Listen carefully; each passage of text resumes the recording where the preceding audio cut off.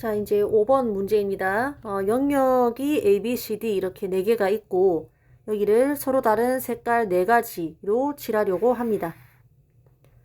자, 같은 색을 여러 번 사용해도 사용을 해도 되지만 서로 인접하는 부분은 서로 다른 색으로 칠을 해야 됩니다. 자, 무슨 말이냐면 내가 예를 들어서 여기를 빨간색으로 칠했다. 여기를 뭐 파란색으로 칠했다. 아니면 이제 B에다가 어떤 색깔을 칠할 건데 다른 색깔 아무거나 칠해도 괜찮지만 B는 A와 뭐하기 때문에 이 A랑 B는 여기 보면은 딱 이 경계를 이제 경계로 하여 인접한 영역이죠. 그렇기 때문에 B에는 빨간색, A에 칠한 빨간색은 칠할 수가 없는 겁니다. 그러니까 뭐 파란색이라든가 노란색이라든가 이런 거는 가능한 거죠. 예를 들어서 B에다가 뭐 파란색을 칠했어요. 그러면 또 C는 무엇과 인접하기 때문에 A랑 B랑 이렇게 인접하죠. 그렇기 때문에 C는 빨간색이나 파란색은 칠할 수 없고 다른 색을 뭐 칠해야 되는 그런 규칙입니다. 근데 예를 들어서 B와 C에 이렇게 파란색, 녹색을 칠했어요. A는 빨간색을 칠했고 자, 그러면 D에는 역시 D가 인접한 영역인 C와 B에 칠한 녹색이나 파란색은 칠할 수 없지만 D하고 A는 떨어져 있죠. 인접하지 않기 때문에 이제 뭐 노란색이나 이런 색깔을 칠해도 괜찮지만 A에 칠한 빨간색을 칠해도 된다는 겁니다. 자, 이런 규칙을 파악을 하고 문제를 한번 보도록 합시다. 그래서 내가 구하는 것은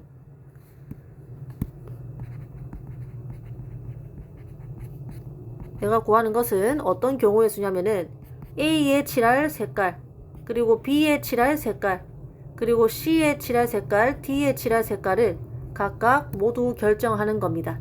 그러니까 굳이 이 안에다가 뭔가를 넣자면 그리고가 들어가는 상황인 거죠.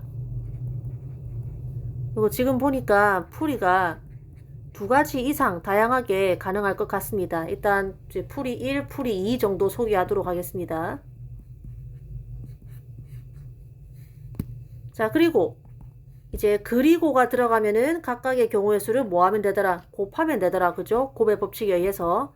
그래서 A의 색깔을 결정할 수 있는 경우의 수, B의 색깔로 가능한 경우의 수, C의 색깔, 그리고 D의 색깔로 가능한 경우의 수들을 모두 구해가지고 곱해주면 됩니다. 자, 먼저 아무것도 색칠하지 않은 상태에서 이제 A에 칠할 수 있는 색깔은 4가지 모두 다 가능하죠. 내가 예를 들어서 이 4가지 서로 다른 색을 뭐 빨간색, 녹색, 파란색, 보라색이라고 했다면은 여기 맨 처음에 아무것도 색칠되어 있지 않은 상태에서 A에 먼저 칠하겠다. 이 4가지가 다 올 수 있습니다. 그렇기 때문에 A에 칠할 수 있는 색깔은 일단 4가지죠. 자, 앞으로 이렇게 영역에 뭔가 색칠하는 문제 또는 그와 비슷한 문제를 풀 때에는 몇 가지가 가능한지를 이제 적고 나서 그 4가지 중에 아무거나 하나를 이렇게 적으면서 문제를 푸세요. 쌤은 빨간색을 칠했다고 한번 해보겠습니다. 자, 그러면 그 다음으로 이제 B에 칠할 수 있는 경우의 수는 몇 가지? 이 4개 중에서 뭐는 안 돼요? 빨간색은 안 되는 거죠. 인접해 있으니까. 그러면은 몇 가지가 가능하다? 3가지가 가능하죠. 그럼 또 색칠을 하나 하세요. 뭐 녹색을 칠했다고 해볼까? 자, 그러고 나서 이제 C에 칠할 수 있는 색깔은 빨간색, 녹색은 안 되는 게 보이죠? 그럼 빨, 녹 안 되니까 몇 가지가 가능하다? 2가지가 가능한 겁니다. 자, 또 하나 색칠했다고 치세요. 선생님 보라색을 칠했다고 한번 생각해 보겠습니다. 자, 그러면은 D에 칠할 수 있는 색깔은 몇 가지다? 보라색이랑 녹색만 아니면 되는 거죠. 그래서 보라색이랑 녹색만 아니면 되기 때문에 빨간색을 포함을 해서 이제 2가지 색깔이 가능합니다. 따라서 이 모든 숫자들을 다 곱해주면 답은 48가지가 되겠죠. 이렇게 푸는 방법이 있고 아마 이 풀이는 이러한 풀이로 푸는 이제 풀이 1처럼 푸는 문제는 그러니까 이제 색칠 문제인데 이렇게 푸는 방식은 여러분이 중학교 때도 했을 거예요. 그래서 고등학교에서 접근할 수 있는 다른 방법 한번 보도록 하겠습니다. 이게 좀 고차원적인 방법일 수도 있는데 한번 익숙해지고 나면은 이렇게가 먼저 풀리게 될 겁니다. 무슨 말이냐면 이제 보자마자 A와 B와 C는 서로 다른 색깔이 칠해져야 된다는 게 이제 눈에 들어올 거예요. 그죠? 그래서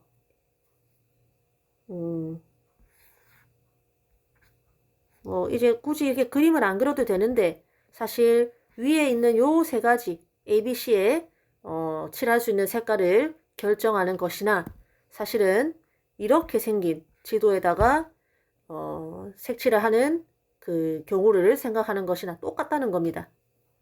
선생님 지금 혀가 좀 꼬이는데 그냥 이렇게 그리는 거나 이렇게 그리는 거나 똑같다. 수학적으로. 이제 관심 있는 사람은 대학교 수학인데 위상 수학 이런 거 한번 검색해 보세요. 그냥 교양 삼아 이제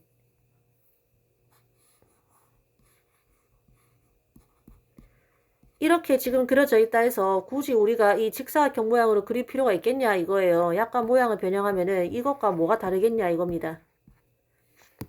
이거 얘기 길게 할 시간은 없으니까 그냥 그까지만 하고 관심 있는 사람은 요거 한번 검색해보고 오고 나면은 이러한 유연한 사고가 좀 가능할 수도 있습니다. 넘어갈게요.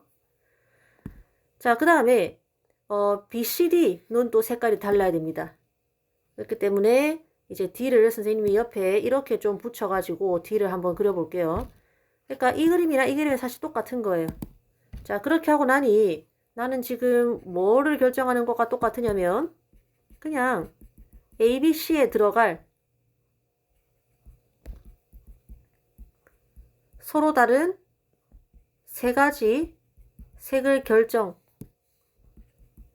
그리고 이제 C가 아니라 D죠. 미안합니다. 자, 그리고 D에 들어갈 색깔을 결정하는 사건의 경우의 수와 똑같다는 겁니다. 다만 D색은 C하고 B하고는 달라야겠죠. 자, 또 그리고는 곱하기로 바꿔주면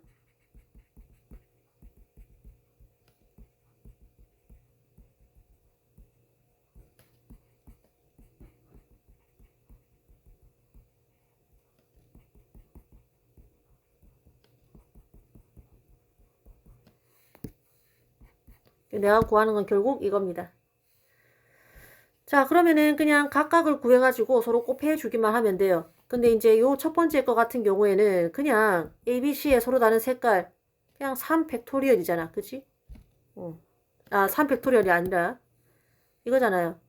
서로 다른 네 가지 색깔 중에 아무거나 세 개를 선택을 해서 한 줄로 나열하는 경우의 수와 똑같잖아요. 그죠?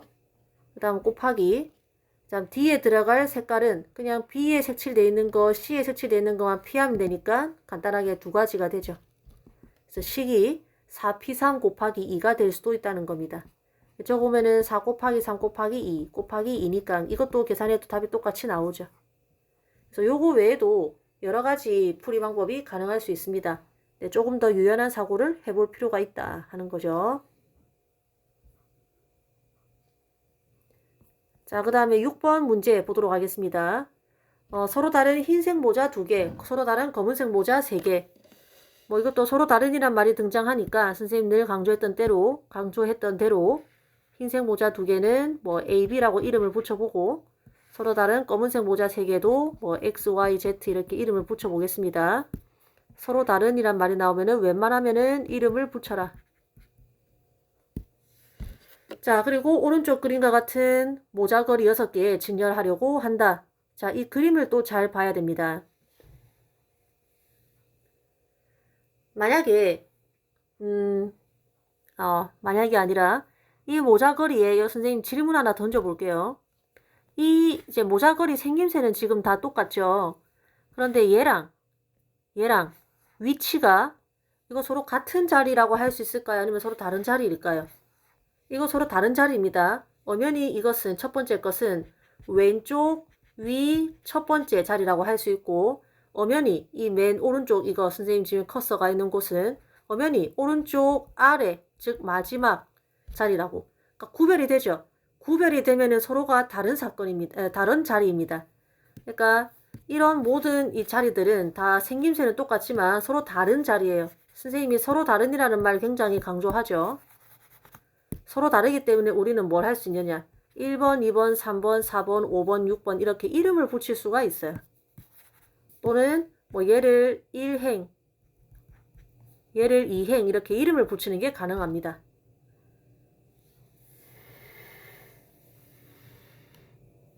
자, 이제 슬슬 문제를 풀어보도록 하겠습니다. 같은 가로줄에는 같은 색깔 모자를 진열하는 모든 경우의 수를 구하라고 했죠. 그러니까 예시를 관찰해보면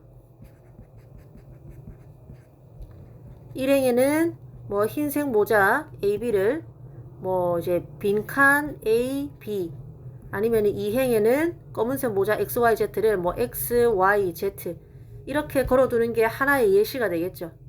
이제 그런 게 몇 가지가 가능하겠느냐 하는 겁니다. 자, 그러면 내가 결정할 것은 이제 경우의 수를 구하는데 내가 결정할 것은 일단 1행 지금은 1행에 흰색 모자만 걸었지만 사실 여기가 까만색 모자가 올 수도 있는 거죠. 그래서 1행에 걸릴 모자 색깔을 결정. 그럼 당연히 1행에다가 흰색을 이제 걸기로 결정하면 2행은 자연스럽게 까만 모자만 걸게 되겠죠. 그래서 어쨌든 1행에다가 무슨 색깔을 걸 것이냐, 2행에다가 무슨 색깔 모자를 걸 것이냐, 그거 결정을 하고 난 뒤에 그리고 이제 뭘 해야 됩니까? 만약에 1행에다가 흰색 모자를 걸기로 했으면은 그 이제 줄에다가 흰 모자를 배치를 해야겠죠. 그러고 나서 이제 나머지 빈 줄에다가 무엇을 검은 모자를 배치를 하고 나면은 모든 게 끝나죠. 그래서 곱의 사건에 의해서 각각의 경우의 수를 구한 다음에 곱해 줄 겁니다. 자, 요거는 그냥 간단하죠.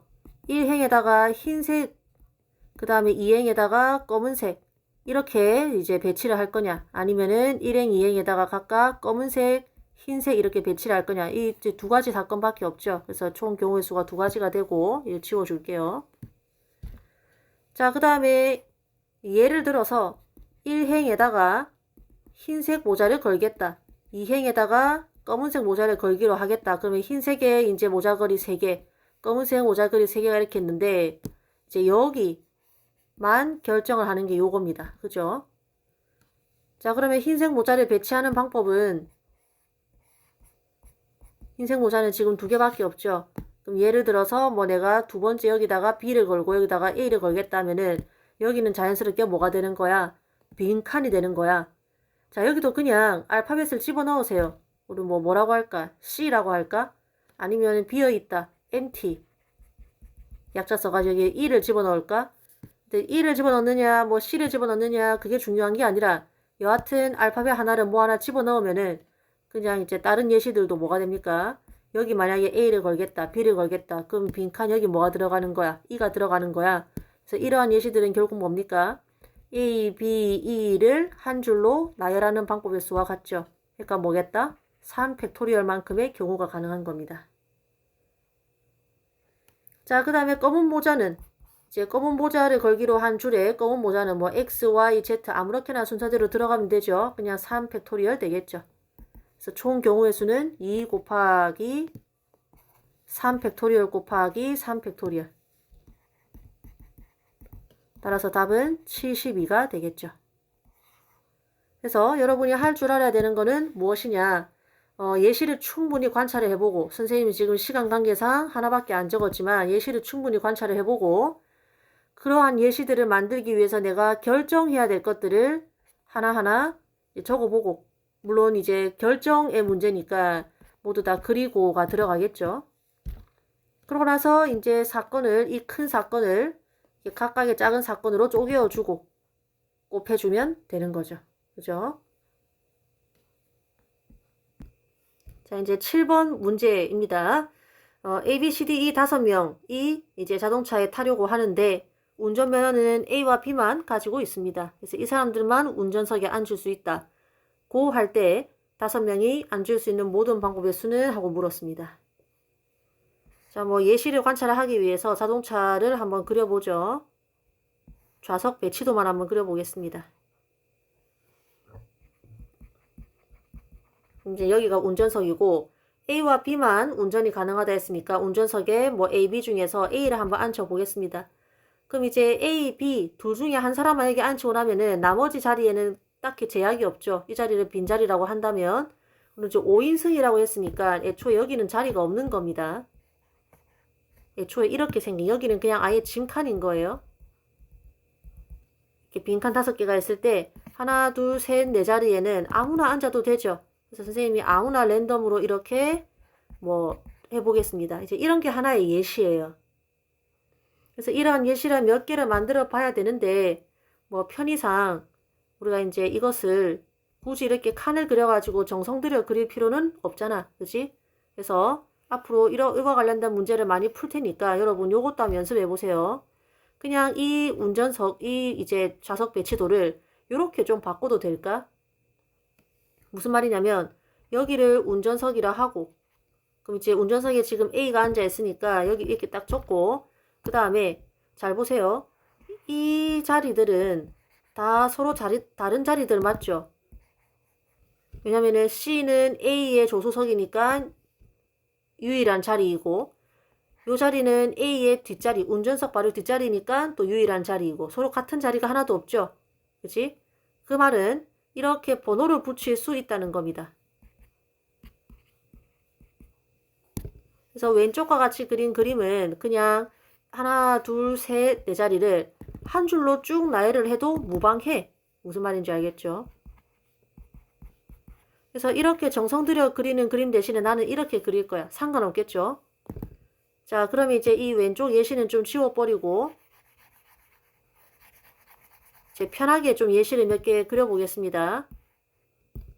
자, 요거 말고도 운전석에 누구를 앉힐 수 있다. B를 앉힐 수 있고 나머지는 아무렇게나 배열하면 되죠. 또 누구를 앉힐 수 있다. 이번에 또 A를 앉혀볼까? 또 아무렇게나 배열하면 되죠. 이러한 예시들이 있습니다. 그럼 지금 눈치챘겠지만 요 자리는 좀 특별한 자리이고 나머지는 비등비등하다. 그치? 그래서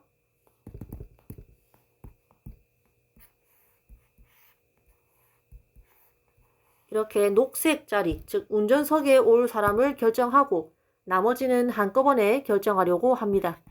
선생님이 지금까지 한 말을 이제 적어보면 내가 구하는 경우의 수는 운전수를 결정하고 그리고 조수석 결정하고 이렇게 하는 게 아니라 저 보라색, 선생님이 보라색 4명 한꺼번에 묶었잖아. 나머지 4명을 어떻게 배열할 것이다. 그냥 한 줄로 배열하는 경우의 수하고 똑같다는 겁니다. 자, 그러면 나는 이제 여기 그리고니까 그리고를 뭘로 바꿔주고 곱하기로 바꿔주고 운전수 결정하는 경우의 수 그리고 나머지 4명을 위치 관계없이 그냥 한 줄로 배열하는 경우의 수 이렇게 두 개를 곱해주면 끝난다는 겁니다. 자, 운전수는 A 아니면 B만 가능하니까 2명. 요 이제 경우의 수는 2고 그 다음에 A를 데려가든 B를 데려가든 어쨌든 한 명만 데리고 가면 나머지 4명이 남죠. 4명은 뭐 하면 되겠다? 한 줄로 줄 세우면 되겠다. 그래서 답은 2 곱하기 4 곱하기 3 곱하기 2 곱하기 1. 답은 48 되겠죠.